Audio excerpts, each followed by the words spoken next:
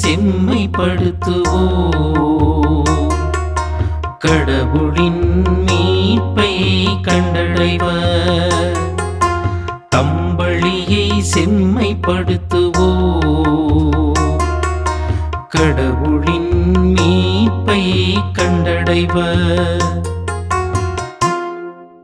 நீங்கள் கொண்டு வரும் பலிகளை முன்னிட்டு நான் உங்களை கண்டிக்கவில்லை.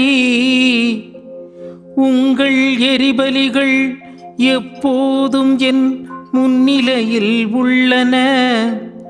உங்கள் வீட்டின் காளைகளையோ உங்கள் தொழுவத்தின் ஆட்டுக்கிடாய்களையோ நான் ஏற்றுக்கொள்வதில்லை. நான் ஏற்றுக்கொள்வதில்லை.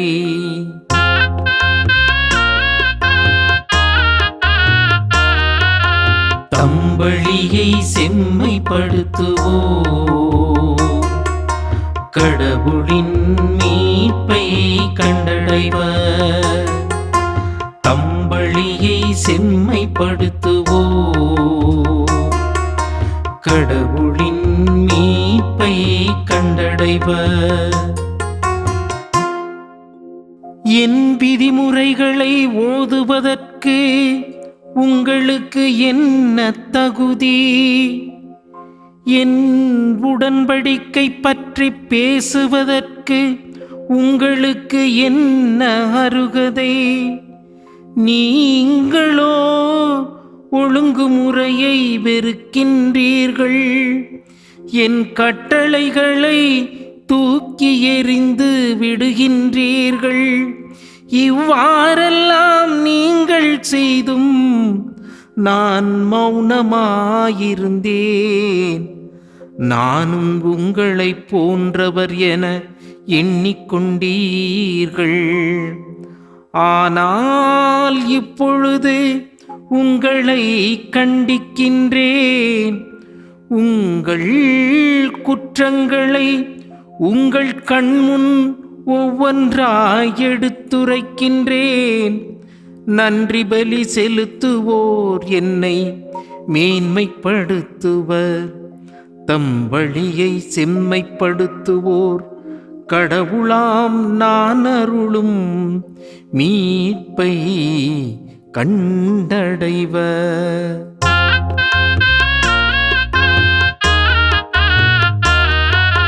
தம்பளியை செம்மைப்படுத்துவோம். கடவுளின் மீட்பை கண்டடைவர். தம்பளியை செம்மைப்படுத்துவோம். கடவுளின் மீட்பை கண்டடைவர்.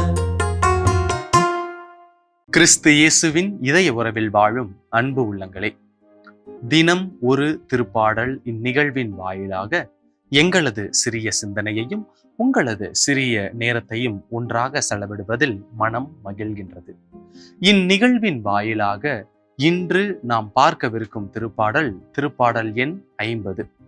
இத்திருப்பாடல் ஒரு ஆன்மீக வழிநடத்துதலின் பாடலாகவும், இத்திருப்பாடல் இறைவனிடம் இறைஞ்சுகின்ற மனித உள்ளங்களை பற்றி எடுத்துரைக்கின்றது. இத்திருப்பாடலின் முதல் வசனமே தெய்வங்களுக்கெல்லாம் இறைவனாம் ஆண்டவர் என்று வாசிக்கின்றோம். மனிதர்களுக்கு தெய்வமாக நம் தெய்வம் இறைவனாக வாழ்கின்றார். ஆனால் தெய்வங்களுக்கு தெய்வமாக என்பதை பற்றி பார்ப்போம். மனிதர்களுக்கு பல தெய்வங்கள் உண்டு. மனித வாழ்வில் பல தெய்வங்களை வழிபடும் நிலையில் மனிதர்கள் இருக்கின்றார்கள். ஆனால் தெய்வங்களுக்கெல்லாம் தெய்வமாக, அதாவது இறைவனுக்கெல்லாம் இறைவனாக என்பதன் மூலம் நமக்கு ஒரே தந்தை, நமக்கு ஒரே பரம இறைவன் என்பதை நமக்கு எடுத்துரைக்கின்ற தந்தையாக இவ்வசனம் அமைகின்றது. இன்னும் மிகுதியாக இவ்வசனத்தில் நமக்கு ஒரே ஒரு கடவுள், அதாவது ஒரு இறைவன் நம்மை வழிநடத்தி இந்நாள் வரை வாழ்வளித்திருக்கின்றார் என்பதை மிக தெளிவாக எடுத்து கூறுகின்றது. இதை இணைச்சட்ட நூலில் கூட நாம் வாசிக்கின்றோம். இணைச்சட்டம் 10ஆம் அதிகாரம் 17ஆம் வசனத்தில், ஏனெனில் உங்கள் கடவுளாகிய ஆண்டவரே தெய்வங்களுக்கெல்லாம் கடவுள், இறைவனுக்கெல்லாம் இறைவன், மாட்சியும் ஆற்றலும் கொண்டு அஞ்சுதற்குரிய கடவுள் அவரே என்று இறைவனுக்கெல்லாம் இறைவனாக நம் இறைவன் இருக்கின்றார். அந்த இறைவன் தான் நமக்கும் மனிதர்களுக்கும் தெய்வங்களுக்கும் இறைவனாக இருக்கின்றார் என்பதை எடுத்துரைக்கின்றது. இரண்டாம் பகுதியாக இறைவனின் குணத்தை பற்றி பார்க்கின்றோம். வசனம் 11 முதல் 14 வரை நாம் வாசிக்கின்றோம். இறைவன் நமக்கும் அவருக்கும் உள்ள உறவை மிக தொன்மையாக எடுத்துரைக்கின்றார். அதாவது, பறவைகளை நான் அறிவேன், என் உணவுகள் உங்களிடத்தில் கேட்கப் போவது இல்லை, குருதியை உண்பேனா என்னும் சொற்கள் வேற்று ஆளிடம் பேசுவது போல அல்லாமல் அவருக்கும் நமக்கும் உள்ள தொடர்பை எடுத்துரைக்கின்றது. அதாவது தெய்வத்திற்கும் மனிதருக்கும் உள்ள தொடர்பை எடுத்துரைக்கின்றது. இன்னும் குறிப்பாக வசனம் 11 முதல் 14 வரை மும்முறை என்னுடையவை என்னுடையவை என்று சொற்களை கேட்கின்றோம். இந்த சொற்கள் மிகவும் சுவாரஸ்யமானவை. என்னுடையவை என்னுடையவை என்று மும்முறை கூறும் இறைவன் ஒரு உடைமைக்கு காவலராக, அதாவது நாம் அவருக்கு சொந்தமாக, நாம் அவருக்கு உடைமையாக, நீங்கள் என்னுடையவர்கள் என்னும் உணர்வை வெளிப்படுத்துகின்றார். இதை ஆங்கிலத்தில் அப்சல்யூட் ஓனர்ஷிப் என்று பார்ப்போம். அதாவது ஒருவருக்கு கீழ் வருகின்ற, அதாவது ஒருவருக்கு சொந்தமான பொருளையோ ஒருவருக்கு சொந்தமான மனிதரையோ பார்த்து கொள்ளும் ஒரு தந்தையின் நிலையாக உள்ளது. அதாவது உடைமைக்கு பாதுகாவலராக, மனிதர்களுக்கு பொறுப்பாளராக இருக்கின்ற இந்த நிலைதான் அப்சல்யூட் ஓனர்ஷிப் என்று சொல்வார்கள். இந்த நிலையில் இருக்கின்ற கடவுள் நம்மை பார்க்கின்றார். அதாவது நீங்கள் என் உடைமை, நீங்கள் என் உரிமை, நீங்கள் எனக்குரியவர்கள் என்று நமக்கும் அவருக்கும் உள்ள தொடர்பினை, நமக்கும் அவருக்கும் உள்ள இடைவேளி தொடர்பினை குறைத்து நமக்கும் அவருக்கும் உறவுகளை வளர்க்க இறைவன் முற்படுகின்றார். எப்படி என்று பாருங்கள். முதல் முறை என்னுடையவை என்கின்றார்கள், அதற்கு கால்நடைகளை குறிப்பிடுகின்றார். இரண்டாம் முறை என்னுடையவை என்று குறிப்பிடுகின்றார்கள், அதற்கு புல்வெளிகளையும் காட்டு மிருகங்களையும் குறிப்பிடுகின்றார். மூன்றாம் முறை என்னுடையவர்கள் என்று குறிப்பிடுகின்றார், அதில் உலகில் நிறைந்துள்ள யாவையும் அதில் வாழ்கின்ற யாவையும் என்னுடையவர்கள் என்று குறிப்பிடுகின்றார். அதாவது மனிதர்களாகிய நாம் கடவுளுக்கு உரியமானவர்கள், கடவுளுக்கு உரியவர்கள், கடவுளிற்கு மிகவும் உரிமையுடையவர்கள், உடைமையுடையவர்கள் என்று நமக்கும் கடவுளுக்கும் உள்ள இடைவேளையை குறைத்து உறவு நிலையை வளர்க்கின்றார் கடவுள். மூன்றாம் பகுதியாக இறைவனின் சினம். வசனம் 15 முதல் 23 வரை இந்த இறைவனின் சினத்தை பற்றி கூறுகின்றது.